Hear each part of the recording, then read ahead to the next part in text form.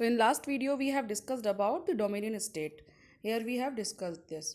Dominion state, that state in which the total control will be under Britishers, but बाकी जो आपके काम जो कर रहे होंगे वो इंडियंस भी हो सकते हैं। उसमें जो मिनिस्टर्स होंगे या फिर उसमें जो भी काम करने वाले जो एग्जीक्यूटिव्स होंगे वो कौन होंगे, इंडियंस हो सकते हैं। लेकिन टोटल कंट्रोल फिर भी किसका रहेगा, ब्रिटिशर्स का रहेगा, क्राउन का रहेगा।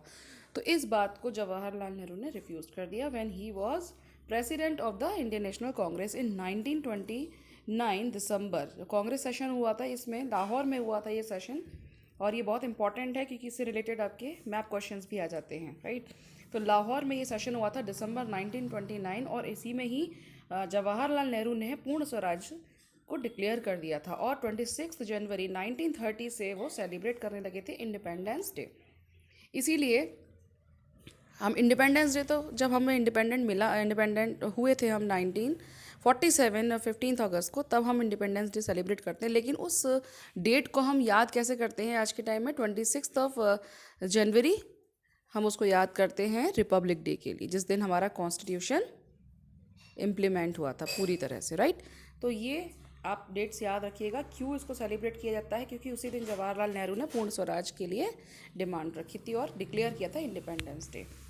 अब देखिए इसी बीच में 1930 में doctor B.R. Ambedkar established the depressed classes association. And देखिए इससे रिलेटेड क्वेश्चन इस बार आपके 2020 वाले क्वेश्चन पेपर में भी आया है, तो इससे रिलेटेड आप क्वेश्चन तैयार कर सकते हैं कि डॉक्टर भीमराव अम्बेडकर ने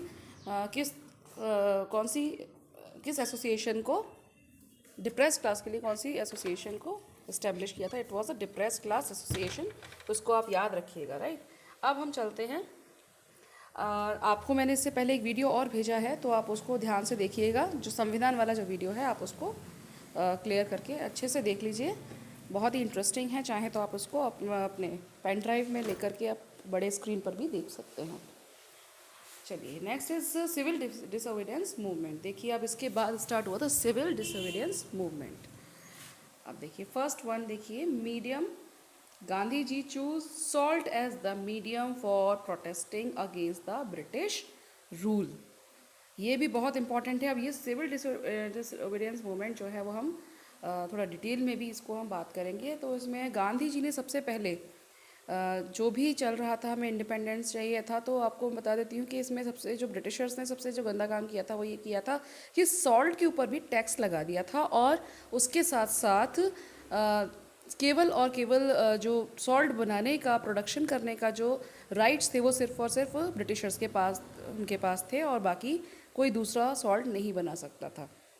तो क्योंकि सॉल्ट एक बहुत ज़्यादा एसेंशियल आइटम होता है, हर बिना उसके काम नहीं चल सकता है खाने पीने के सामान में हमेशा, क्योंकि गरीब इंसान जो होता है वो सिर्फ नमक और रोटी से ही अपना पेट भर लेता है, तो नमक तो बहुत ज़्यादा ज़रूरी था।